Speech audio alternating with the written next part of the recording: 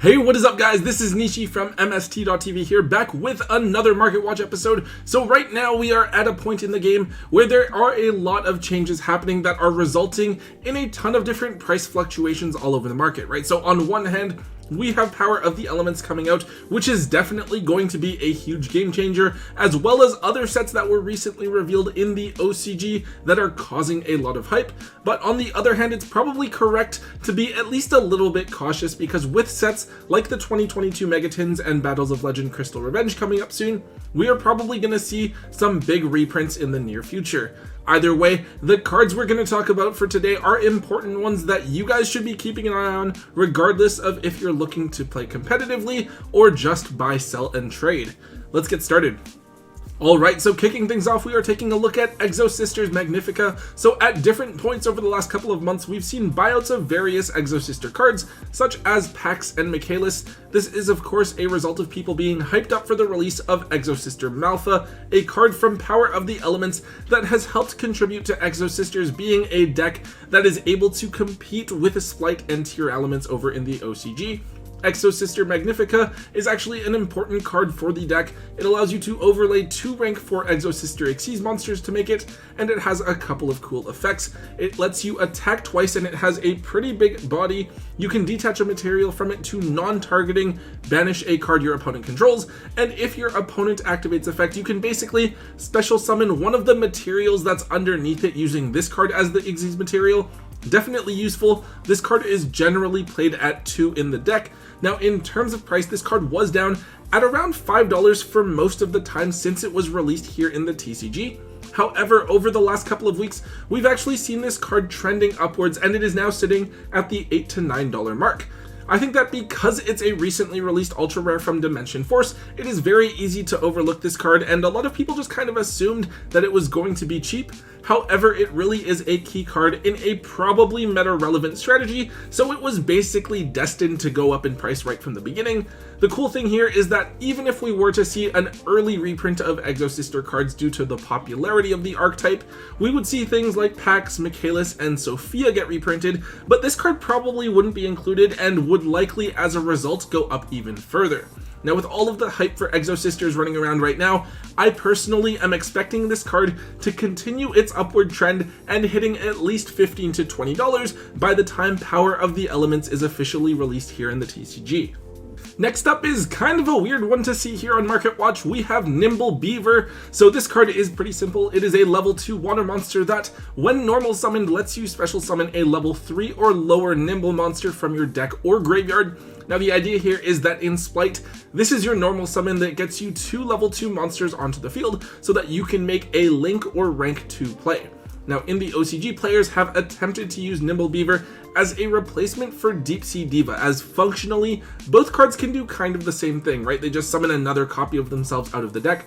Over there though, Halki Fibrax is banned, so the fact that Deep Sea Diva is a tuner isn't really as relevant anymore. Also, with the development of the Ishizu Tier Elements deck, that deck is able to force both players to mill multiple cards to the graveyard, so while Deep Sea Diva can only summon a target from the deck, Nimble Beaver is a bit more versatile because it can also special summon a monster from the graveyard, so it is less likely to be dead. Nimble Beaver has only common printings right now, and for the longest time, any version of the card was like 25 cents. However, with all of the hype going on for the Splight deck, and the expectation that it may just be a tier 0 strategy, people are really going after any potentially useful piece, and as a result, any copy of this card is currently going to cost you around $3, which is a decent amount for a common that actually had a relatively recent printing in one of the Egyptian God starter decks. This is definitely the type of card that you guys will want to dig up and set aside from your bulk to offload, as there is a ton of hype around it at the moment. So this card is a card that spiked out of nowhere. It is Bujinki Ahashima. Now this is a Link 2 monster that's kind of generic. It just requires the 2 materials making it to be the same level. Its effect is pretty simple. If this card is Link summoned, you get to special summon 2 monsters, one from your hand and one from your graveyard, as long as both are the same level, and then immediately after, perform an Xyz summon using those 2 monsters. It does have another effect, where if an Xyz monster that this card points to activates its effect by detaching a material, then you can pop an opponent's spell or trap card as well. So overall, I think that this card seems decent. I can see some situations where it might be useful.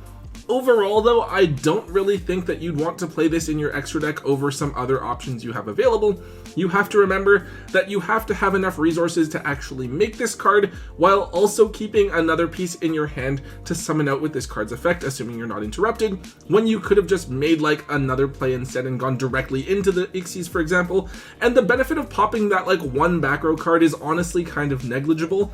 However, as we just saw, there is a ton of crazy hype surrounding the Splight deck because people think it might be tier 0, so people are jumping on any potential techs, and as a result, a Hashima has spiked in price. It does just have the one printing, and at the moment, a Hashima is a $15 card lowest on TCG Player, while it was just $5 or so a week ago. We do have to keep in mind that this is one of the shorter printed ultra rares from the set that it came in. Honestly, I'm not too into this card, so if you guys have any extra copies you aren't going to be using, I personally would be looking to offload them as soon as possible. It definitely feels like it's overhyped, so I would want to secure some value while it's high, as I'm expecting this card to tank in price once people realize that it just isn't that great. Next up, we have Cosmic Cyclone. Cosmic Cyclone is a pretty interesting normal spell card that I personally am really fond of. It's actually a fairly old card, and I remember some people being really big on it when it first came out. Its effect is pretty simple. If you activate it from the hand, you get to pop a set spell or trap card on the field, and then if it's in your graveyard during your main phase, except for the turn that it was sent there, you can banish it to destroy a face-up spell or trap card. Super simple, but you basically get rid of 2 cards with just 1. Now, this card is currently being looked at as a potential tech in the Tier Elements deck, as you can mill it with the Ishizu Tier Elements and still get value from it.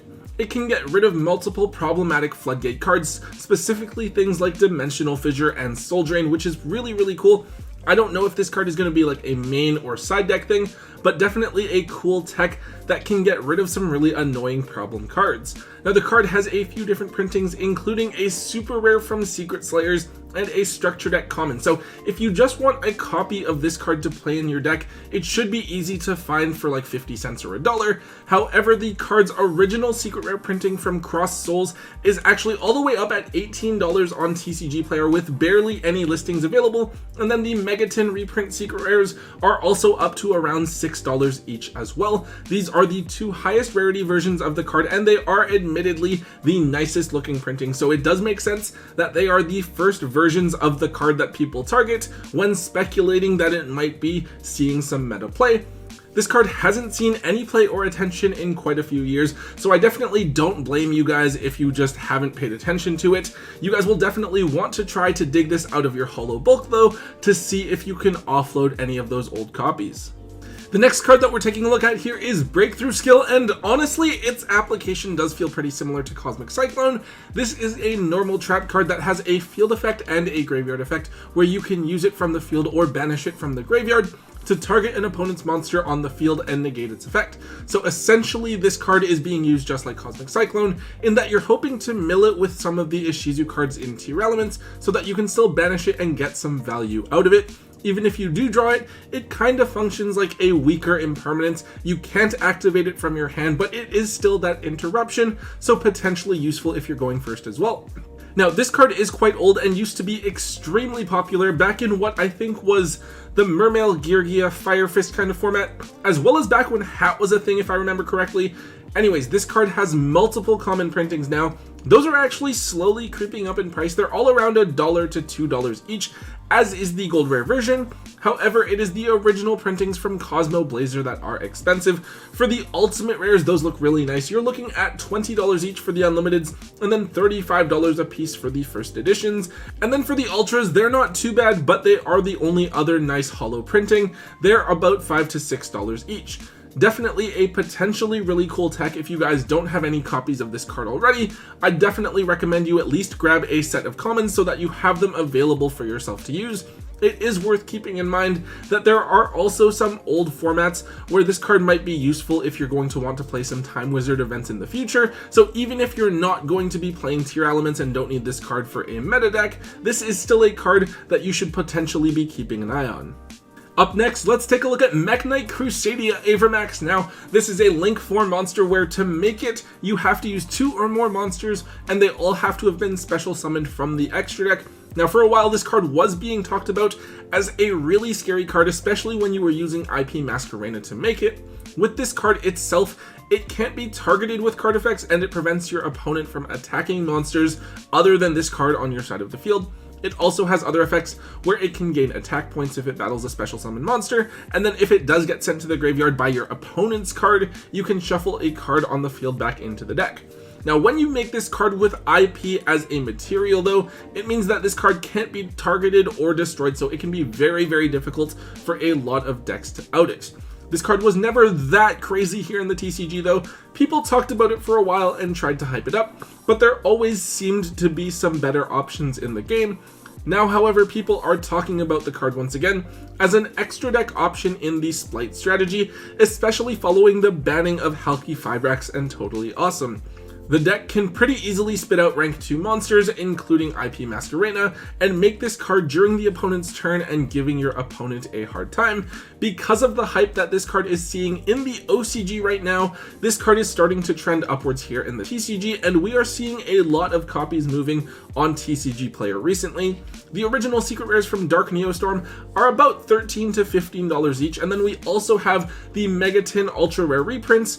Even though those aren't that old, they've actually been out for a couple of years now, and those versions are going to cost you around $8 a piece. If you opened the 2020 Megatons and have some extra copies of this card lying around that maybe you didn't care about at the time, now just might be the time to dig those out. Keep an eye on how this card gets used in the OCG to see if it's worth continuing to hold on to because it's going to appreciate in value, or if it's just a temporary trend and you should be offloading this card while it's hyped up. Okay guys, that is it for today's Market Watch. We talked about some really cool cards today that I think have the potential to be interesting techs in the future. Now, with Power of the Elements coming out so soon, I know it's really going to shake things up, both in terms of like competitive play and how the market has behaved. I think personally, I'm going to get at least a couple of cases just because I'm so sure that Power of the Elements is going to be such a huge game-changing set. Anyways guys, if you did enjoy today's Market Watch episode, please make sure that you let me know by hitting that thumbs up button for me. Also, make sure you leave a comment in the comment section down below. Let me know what you guys think about the cards that we talked about today, as well as what other cards are trending on the market, so I can cover them in a future episode as well. Also, if you haven't already, make sure that you hit that subscribe button to get all of the latest and greatest content from both Tombox and myself here on the channel. And until next time guys, don't forget to hold on to your MST.TV.